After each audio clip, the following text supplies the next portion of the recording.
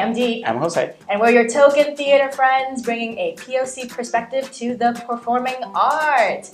Jose and I see a lot of theater, sometimes together, most of the time separately and alone, and we like to talk about it. And we love talking to theater people. Which amazing theater person are we talking to today?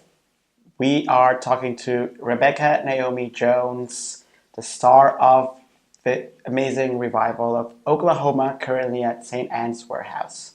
You may have seen Rebecca on American Idiot on Broadway and Passing Strange, and last year when she did As You Like It at Shakespeare in the Park. Rebecca plays Laurey, who is the object of Curly's affection in Oklahoma, and she brings this raw sexiness to a part that's usually very prim and proper. So Go, Rebecca. Yes. And let's go to the interview, which we conducted at St. Anne's Warehouse. Why do they think up stories that link my name with yours? Why do the neighbors gossip all day behind their door? I know a way to prove what they say is quite untrue. Here is the gist, a practical list of don'ts for you. And we're here at St. Anne's Warehouse speaking to Rebecca Naomi Jones of Oklahoma, exclamation point, or maybe a question mark? Oklahoma question mark? It's definitely exclamation point, but I could see how the question mark would be implied. And for those who haven't seen the show yet, this is a reimagined Oklahoma. So can you tell us a little bit about the concept? Yeah, I mean, what's really special about this Oklahoma, I think, is that it's not reimagined in the way of lines have been changed or major things have been cut or rearranged or songs are different. It's the same script. It's just Daniel's direction is such that we speak the lines in a naturalistic way to each other and say them in a way that people don't usually say them when producing this musical, so that you can really hear the lines for a lot of people for the first time, such that people do see the show and then think, how much of this was changed from the original, because they're hearing a lot of the text for the first time, which happens to be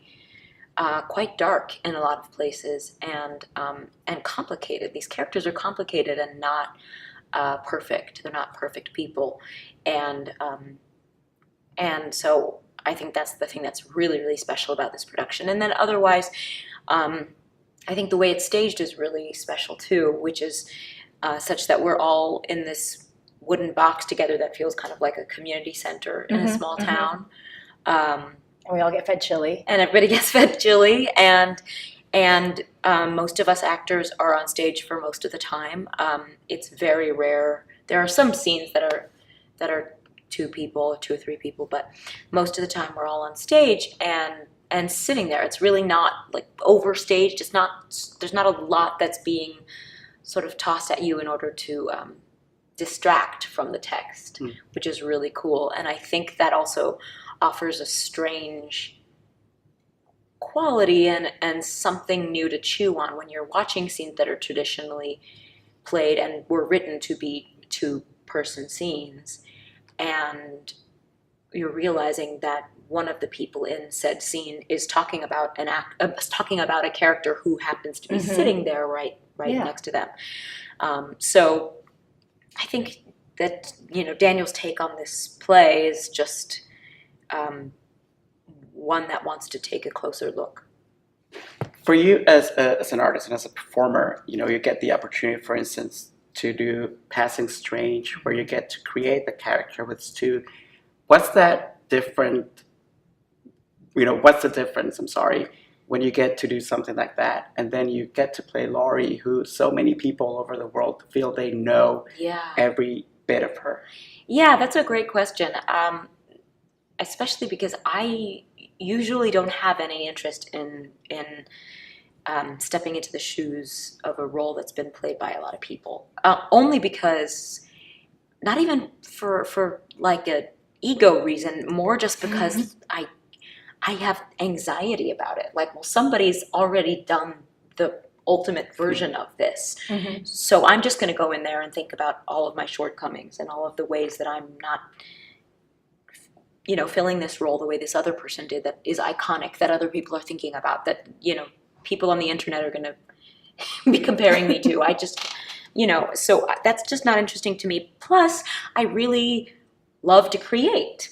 I don't think of myself as as a robot who says lines. I'd really love to create with the collaborators who are on the piece and the other actors, and so to me that's the most fun, is being in rehearsal and figuring out who these characters are together. And but something that's been so great about this process is that it does feel like we're creating this version of it from scratch. It does feel like that, because I know that when I first read the script, I was like, I don't understand, because I knew that they had done this production previously and that it had been received so well, and I was like, I don't, from looking at the text, you don't get it, what we're going to be doing, and then it sort of starts to bleed into your consciousness, and it's been really special. But I think it's also really cool to do this version of it, and especially a character that I've had friends who have come many nights who have been like, I played Laurey in high school. But it's so great because it's not like we're not doing that version. It doesn't feel like, I don't feel that terror of like, did you think I was okay? It feels more like, what a cool thing we're doing with this text, right? What was your first exposure to Oklahoma, and did this version redefine what you think it could be? Yeah, for sure. I was never, it was funny in my auditions. I remember Daniel being like, I need you to divorce your brain of the Oklahoma, and I was like, I don't know Oklahoma. I remember seeing the version with Patrick Wilson in it and loving it, and my mom and I really loving it, but it didn't have a deep impact on me. I remember, oh, what a beautiful morning, and I remember how gorgeous it was and how well done it was, but I didn't walk out of there like, that's what I'm gonna do, the way I was when I saw Rent or something, but I was older too when I saw Rent, so that's a different thing too. I think I saw some classical musicals and also felt that way, but it didn't have a huge impact on me, even though I remember really liking it. And then that's kind of it. And I just, it's unfortunate because you get pigeonholed in this business, and then you sort of pigeonhole yourself. And I think for a long time casting people thought of me as like, oh, she's just edgy. She doesn't do anything other than edgy, And so I sort of decided that was true, even though I'd gone to conservatory for classical theater training, and you can sing opera. So yeah, but I also just could do Shakespeare or Moliere, whatever. But it took a while, but finally all of that is moving around, which is really exciting. But all of that aside, when I saw the audition come through from my agents for this, I was like, Oklahoma? I'm not going to audition for. Nobody's going to cast me in Oklahoma. Come on. And then I saw that it was happening at St. Anne's, and I was like, oh, this is going to be something else. Okay. And so that was kind of my first exposure to it. I was like, let me look at this movie. I looked at some of the movie online, and I was like, that's definitely not how I'm going to sing that. So not because that's not great. It's more just like that's not real for me. So I gotta get a kiss, and it's gotta be quick, or I'll jump in a creek and die. What's a girl to say when you talk that way? When was that first time for you where you went to the theater and you said, oh my God, that's me on stage? Wow, that's a great question.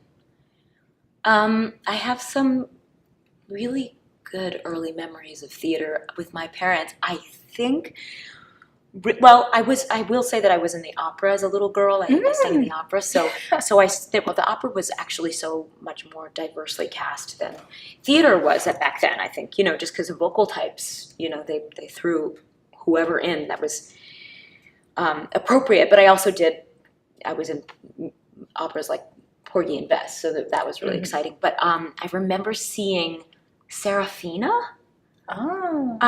Which, oh gosh, I wish I remembered more about it, but it was a musical.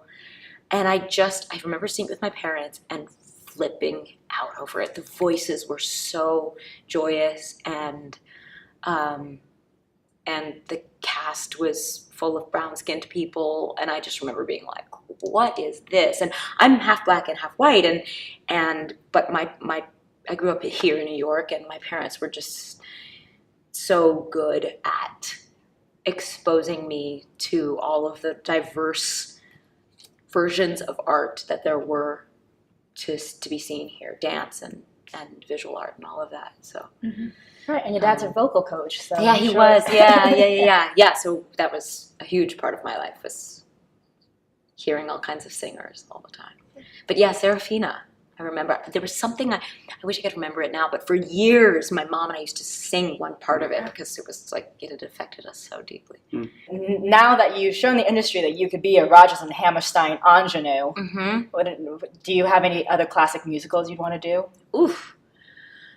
Gosh, I don't know. That's a good question. I always used to love, I'm trying to think of like something that, it's so weird, because growing up with those musicals, I loved them, but I never saw myself in them. So I never thought of them as goals, if that makes sense. Right. Yeah. So I don't know. It's hard to say because I don't know. I almost did Anything Goes a couple of years back. I mean, that's a little more jazzy. It's less, legit. But Sutton Foster got famous from it. So she did. Totally She's happened. awesome. Yeah, I don't know. I have to think on that when I get back to you. I used to also love like Annie Get Your Gun. I think I did that at like 3 schools and summer camps.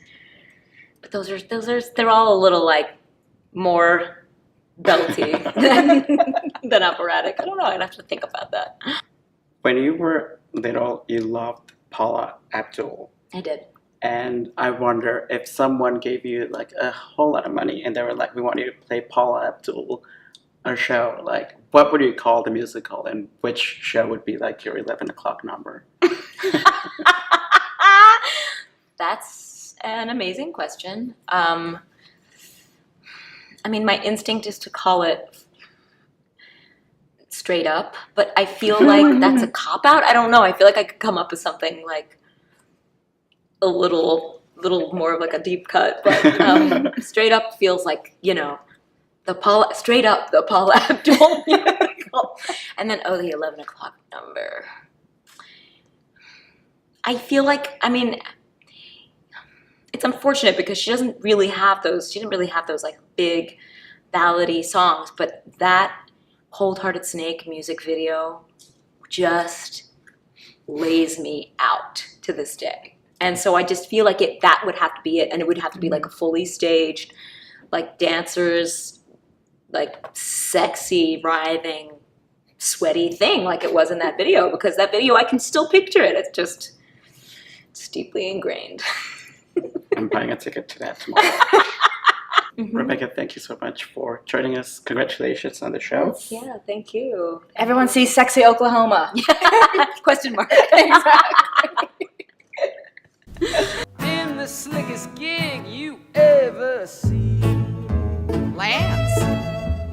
Chicks and ducks and geese better scurry when I take you out in the Surrey. When I take you out in the Surrey with the fringe on top. Since this Oklahoma was more love triangle-y than previous Oklahoma, who would you pick, Judd or Curly? That's such a difficult choice. I think I would be Ado Annie and just have them both.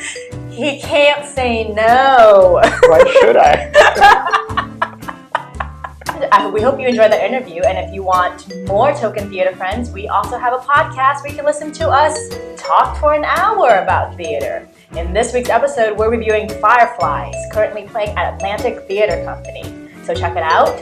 Subscribe to the podcast on iTunes. Subscribe to this video series on YouTube. Please leave us a comment. Please review us. Please talk back. Sometimes it just feels like we're talking to you, but we would like you to talk to us. Theater is interactive, or our theater is interactive.